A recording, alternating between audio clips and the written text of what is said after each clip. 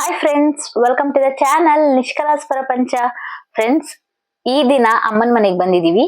ಅಮ್ಮನ ಮನೆಯಿಂದ vlog start ಮಾಡ್ತಾ ಇದ್ದೀನಿ. ಪಾಪುನ ರಜೆ ಇತ್ತಲ್ವಾ, ಪಾಪುಗೆ ಕ್ರಿಸ್ಮಸ್ ಹಾಲಿಡೇಸ್, ಅದಕ್ಕೆ ಅವನನ್ನ ಬಿಟ್ಬಿಟ್ಟು ಬರೋಣ. ಅಲ್ಲಿ 3 ಜನನು ಇದ್ರೆ ತುಂಬಾ ತರಲೆ ಮಾಡ್ತಾ ಇರ್ತಾರೆ ಅಂದ್ಬಿಟ್ಟು ಬಂದಿದೀವಿ. ಹಾಗೇನೆ ರಾಮನಾಥ್ಪುರದಲ್ಲಿ ನಾನು ಅವತ್ತು ಹಣ್ಣುಕಾಯಿ ಮಾಡ್ಸಿರ್ಲಿಲ್ಲ. ಸುಬ್ರಹ್ಮಣ್ಯ ಸ್ವಾಮಿ ಟೆಂಪಲ್ಗೆ ಹೋಗ್ಬೇಕಿತ್ತು, ಹಾಗಾಗಿ ಅದನ್ನು ಕೂಡ ಕೆಲಸ ಆಗ್ಬಿಡುತ್ತೆ, ದೇವಸ್ಥಾನಕ್ಕೆ ಹೋಗ್ಬಿಟ್ಟು ಬರೋಣ ಅಂತ ಬಂದಿದೀವಿ. ನಾವೆಲ್ಲ ರೆಡಿಯಾಗಿ ಕೂತಿರೋದ್ರಿಂದ ನನ್ ತಂಗಿ ವಿಡಿಯೋ ಕಾಲ್ ಮಾಡಿದ್ಲು. ಪಾಪು ನಾನು ಬರ್ಬೇಕು ಅಂದ್ಬಿಟ್ಟು ಸ್ವಲ್ಪ ಹುರ್ಕೊಂಡ್ಬಿಟ್ಟಂಗ ಆಡ್ತಾ ಇದ್ಲು. ಅದನ್ನ ಕೂಡ ಒಂದ್ ಸ್ವಲ್ಪ ಕ್ಯಾಪ್ಚರ್ಡ್ ಮಾಡಿದ್ದೆ. ಎಲ್ಲಿಗೆ ಹೋಗಿದ್ದೀರಾ, ಬಾ ಅಂತ ಕರಿತಾ ಇದ್ಲು, ಬೆಂಗ್ಳೂರಿಗ್ ಬಾ ಅಂತ. ಅವಳಿಗೆ ನನ್ನ ಕಂಡ್ರೆ ಸಖತ್ ಇಷ್ಟ, ನನ್ ತಂಗಿ ಪಾಪುಗೆ. ನನ್ ತಮ್ಮನು ಕೂಡ ರೆಡಿ ಆಗ್ಬಿಟ್ಟು ಕಾರೆಲ್ಲ ತಗೊಂಡ್ ಬಂದ. ಬೆಳಿಗ್ಗೆ ಬೇಗನೆ ಹೋಗ್ಬೇಕು ಅನ್ಕೊಂಡ್ವಿ. ಒಂದ್ 8-8:30ಗೆಲ್ಲ ಹೋಗ್ಬಿಟ್ಟು ಮಕ್ಳಿಗೆಲ್ಲ ಅಲ್ಲೇ ನದಿಲ್ ಸ್ನಾನ ಮಾಡಿಸ್ಕೊಂಡ್ ಹೋಗೋಣ ಅಂತ. ಆದ್ರೆ ಸ್ವಲ್ಪ ಕೆಲ್ಸ ಎಲ್ಲ, ಅಮ್ಮ ಎಲ್ಲ ಪೂಜೆ ಮಾಡೋದೆಲ್ಲ ಲೇಟ್ ಆಯ್ತು. ಮನೆಯಲ್ಲಿ ಸ್ವಲ್ಪ ಲೇಟ್ ಆಗೇ ಹೋಯ್ತು. ಹೋಗೋ ಅಷ್ಟ್ರಲ್ಲಿ 9:30, 9:45 ಆಗಿತ್ತು ಮನೆಯಿಂದನೇ. ನಾವಿವಾಗ ರಾಮನಾಥ್ಪುರಕ್ಕೆ ಬಂದ್ವಿ. ಇದು ಎಂಟ್ರೆನ್ಸ್ ಅಲ್ಲಿ ಇವಾಗ ತಾನೇ ಆಗಿತ್ತಲ್ವಾ ಜಾತ್ರೆ, ಹಾಗಾಗಿ ಅದು ಫ್ಲೆಕ್ಸ್ ಎಲ್ಲ ಹಾಕಿದ್ರು ಜಾತ್ರೆದು. ತುಂಬಾನೇ ರಶ್ ಇತ್ತು. ಕಾರ್ ಪಾರ್ಕಿಂಗ್ ಕೂಡ ಜಾಗ ಇರ್ಲಿಲ್ಲ. ಅಲ್ಲೇ ನಾವು ಸೈಡ್ ಅಲ್ಲಿ ಒಂದ್ಸರಿ ಕಾರ್ ಪಾರ್ಕ್ ಮಾಡಿ ಹೋಗ್ತಾ ಇದೀವಿ ದೇವಸ್ಥಾನಕ್ಕೆ. ದೇವಸ್ಥಾನ ಹತ್ರ ಹೋದಾಗ ಗೊತ್ತಾಯ್ತು ಸಖತ್ ರಶ್ ಇದೆ ಅಂತ. ನಾವೆಲ್ಲ ಸ್ವಲ್ಪ ಮೀಡಿಯಂ ಆಗಿ ರಶ್ ಇರುತ್ತೆ ಅನ್ಕೊಂಡ್ವಿ. ತುಂಬಾನೇ ರಶ್ ಇತ್ತು ಎಲ್ಲ ಕಡೆಯಿಂದನು. ಜಾತ್ರೆಲ್ಲೂ ಅಷ್ಟ್ ರಶ್ ಇರ್ಲಿಲ್ವಂತೆ, ಅಷ್ಟೊಂದ್ ರಶ್. ಈ ಸಂಡೇ ನಾ ಹೋಗಿದ್ವಿ, ಆ ಸಂಡೇ ರಶ್ ಇತ್ತು.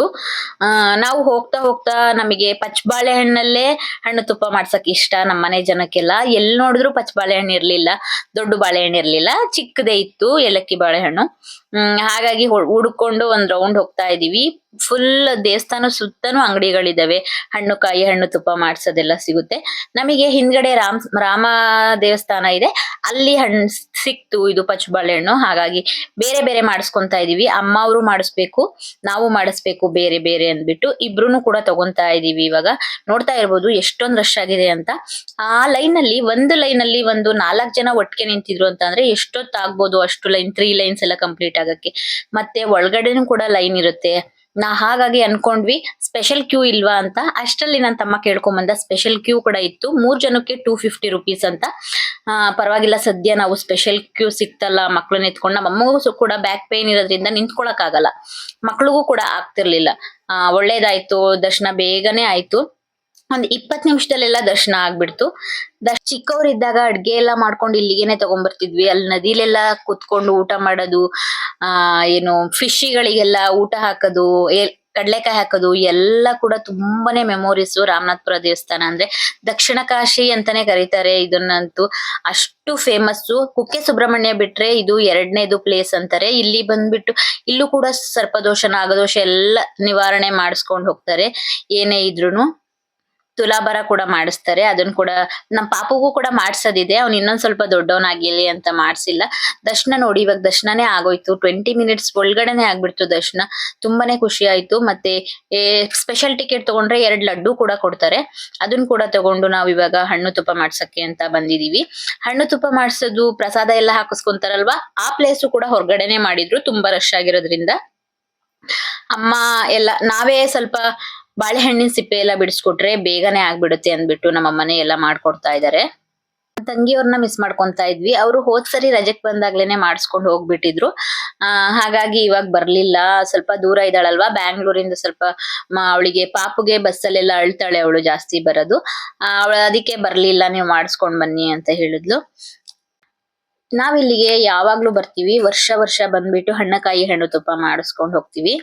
ಇದಾದ್ಮೇಲೆ ನೋಡಿ, ಎಲ್ಲಾರ್ದು ಕಟ್ ಮಾಡಿರ್ತಾರಲ್ವಾ, ಹಣ್ಣು ತುಪ್ಪ ಮಾಡಕ್ ರೆಡಿ ಮಾಡಿರ್ತಾರಲ್ವಾ, ಅದನ್ನ ತಗೊಂಡೋಗಿ ದೇವಸ್ಥಾನದಲ್ಲಿ ದೇವ್ರ ಹತ್ರ ತೀರ್ಥ ಹಾಕಿಸ್ಕೊಂಡ್ ಬರ್ತಾರೆ.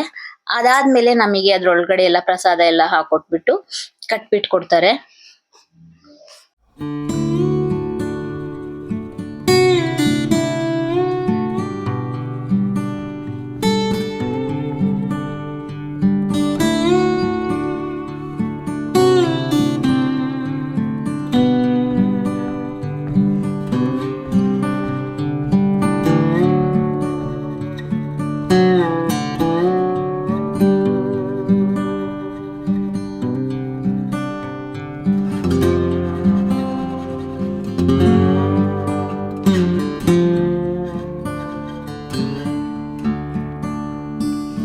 ರಾಮನಾಥ್ಪುರ ದೇವಸ್ಥಾನದಲ್ಲಿ, ರಾಮನಾಥ್ಪುರ ಊರಲ್ಲೇ ಇಡೀ ಸುತ್ತ ಫುಲ್ ದೇವಸ್ಥಾನಗಳೇ ಇದೆ.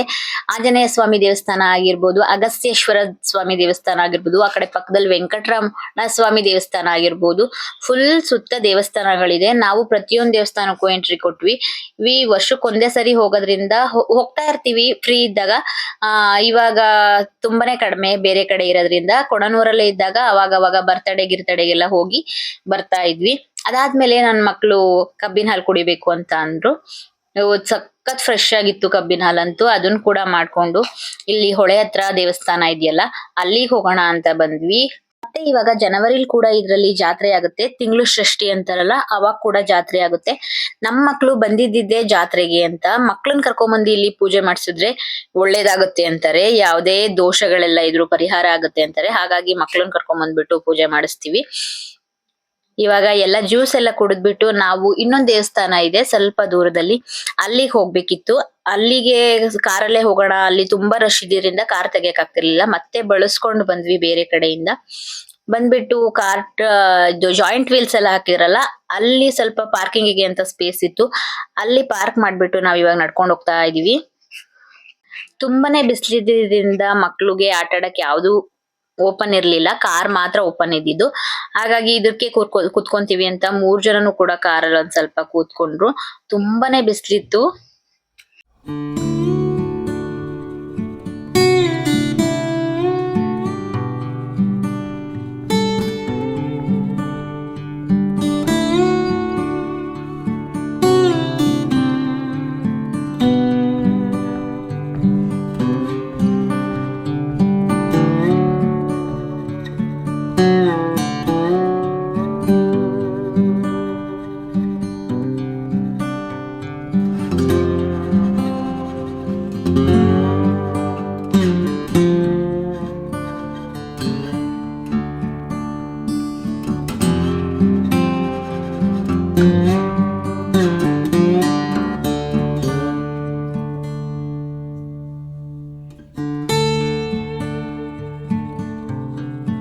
ಇವಾಗ ನಾವು ಬಂದಿರೋದು ರಾಮೇಶ್ವರ ದೇವಸ್ಥಾನಕ್ಕೆ.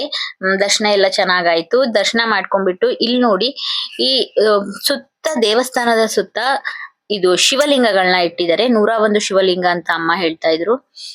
ಎಲ್ಲ ತುಂಬಾನೇ ನೀಟಾಗಿತ್ತು. ನೀಟಾಗಿ ಎಲ್ಲ ಕ್ಲೀನ್ ಮಾಡಿದ್ರು. ಫಸ್ಟ್ ಎಲ್ಲ ಇಲ್ಲೇನೆ ಊಟ ಎಲ್ಲ ಮಾಡಕ್ಕೆ ಬಿಡ್ತಾ ಇದ್ರು. ಇವಾಗ ಮಾಡಕ್ ಬಿಡಲ್ಲ ಹಾಗೆಲ್ಲ. ಒಳಗಡೆ ಎಲ್ಲ, ಹೊರಗಡೆ ನದಿ ಹತ್ರ ಮಾಡ್ಕೊಬಹುದು ಅಷ್ಟೇ. ನಾವಿಲ್ಲೊಂದ್ ಸ್ವಲ್ಪ ಫೋಟೋಸ್ ಎಲ್ಲ ತಗೊಂಡ್ವಿ. ತುಂಬಾನೇ ಚೆನ್ನಾಗಿದೆ. ಅಷ್ಟೊಂದ್ ಬಿಸ್ಲಿದ್ರು ಆ ಕಲ್ಲಿನ ಹತ್ರ ಹೋಗ್ಬಿಟ್ರೆ ಎಷ್ಟು ನೆರಳು, ಎಷ್ಟು ತಂಪು ಅನಿಸ್ತಿತ್ತು. ದೇವಸ್ಥಾನದ ಒಳಗಡೆ ಹೋದ್ರುನು ಅಷ್ಟೇ ತಂಪಾಯ್ತಾ ಇತ್ತು. ಬಿಸ್ಲೇನು ಅನ್ನಿಸ್ತಾನೆ ಇರ್ಲಿಲ್ಲ. ಇಲ್ಲೂ ಕೂಡ ನಾವು ದರ್ಶನ ಮುಗಿಸ್ಕೊಂಡು ಇವಾಗ ಬಂದಿದೀವಿ. ಮಕ್ಳೆಲ್ಲ ವೇಟ್ ಮಾಡ್ತಿದ್ರಲ್ವಾ ಫಿಶ್ಗೆ, ಇದು ಕಡ್ಲೆಕಾಯಿ ಹಾಕ್ಬೇಕು ಅಂತ, ಅಲ್ಲಿಗೆ ಬಂದಿದೀವಿ. ಇಲ್ಲಿ ಹರಿತಾ ಇರೋದು ಕಾವೇರಿ ನದಿ. ಇಲ್ಲಿ ಫಿಶ್ಗಳು ದೇವ್ರ ಫಿಶ್ಗಳಾಗಿರೋದ್ರಿಂದ ಯಾರು ಹಿಡಿಯೋದಿಲ್ಲ. ಇಲ್ಲಿ ಎಷ್ಟೇ ನೀರ್ ಬಂದ್ರೂನು, ಎಷ್ಟೇ ಮಳೆ ಬಂದಿ ನೀರ್ ಬರುತ್ತಲ್ಲ, ಅವಾಗ ಕೊಚ್ಕೊಂಡು ಹೋಗಿರಲ್ಲ ಅವು. ಯಾವಾಗ ಎಲ್ಲಾ ಟೈಮಲ್ಲೂ ಕೂಡ ಹೀಗೆ ಇರುತ್ತೆ. ಎಲ್ರೂನು ಬಂದ್ಬಿಟ್ಟು ಇಲ್ಲಿ ಫಿಶ್ಗೆ ಫುಡ್ ಎಲ್ಲ ಹಾಕ್ತಾರೆ. ಕಡ್ಲೆಕಾಯಿ ಎಲ್ಲ ಅಲ್ಲೇ ಮಾರ್ತಾ ಇರ್ತಾರೆ. ಅದನ್ನ ತಗೊಂಡ್ಬಿಟ್ಟು ನಾವು, ಪಾಪು ಎಷ್ಟು ಹಾಕಿದ್ರುನು ಅವನಿಗೆ ಸಾಕಾಗ್ತಿರ್ಲಿಲ್ಲ, ಎದ್ದೆ ಬರ್ತಿರ್ಲಿಲ್ಲ. ಅವನು ಬಿಸ್ಲು ಬಾರೋ ಅಂದ್ರೂ ಕೂಡ ಬರ್ತಿರ್ಲಿಲ್ಲ. ಎಲ್ಲ ಫಿಶ್ ಎಲ್ಲ ಅವನಿಗಂತೂ ಸಖತ್ ಇಷ್ಟ ಇದನ್ನೆಲ್ಲ ನೋಡಕ್ಕೆ. ಝೂಗ್ ಹೋದ್ರುನು ಹಾಗೆ ಮಾಡ್ತಾನೆ ಅಲ್ವಾ. ಇವಾಗ ಕೂಡ ಹಾಗೇನೆ ಮಾಡ್ತಿದ್ದ. ನೋಡ್ತಾ ಇರ್ಬೋದು. ಶೃಂಗೇರಿಗೆ ಹೋಗಿದ್ವಲ್ಲ, ಅಲ್ಲೂ ಕೂಡ ಇದೇ ತರ ದೇವ್ರ ಮೀನ್ ಇದೆಯಲ್ಲ, ಇಲ್ಲೂ ಅದೇ ತರ ಹೇಳ್ತಾರೆ. ಇಲ್ಲಿ ದೇವ್ರ ಮೀನ್ ಇದೆ, ಆದ್ರೆ ಯಾರ ಕಣ್ಣಿಗೂ ಕೂಡ ಕಾಣಿಸಿಲ್ಲ. ಇದು ಕೂಡ ಎಲ್ಲ ದೇವ್ರ ಮೀನೆ, ಆದ್ರೆ ದೊಡ್ಡದೊಂದಿದೆ ಅಂತ ಹೇಳ್ತಾರೆ. ನಮ್ಮ ಅಜ್ಜಿ ಕಾಲದಿಂದಾನು ಹೇಳ್ತಾ ಇದ್ರು, ಜಾತ್ರೆ ಬಂದ್ರೆ ಸಾಕು, ಜಾತ್ರೆಗೆಲ್ಲ ಹೋಗ್ ಬಂದ್ಮೇಲೆ ಆ ಕತೆ ಕೇಳೋದೇ ನಮ್ಗೊಂದು ಖುಷಿ ಆಗ್ತಿತ್ತು.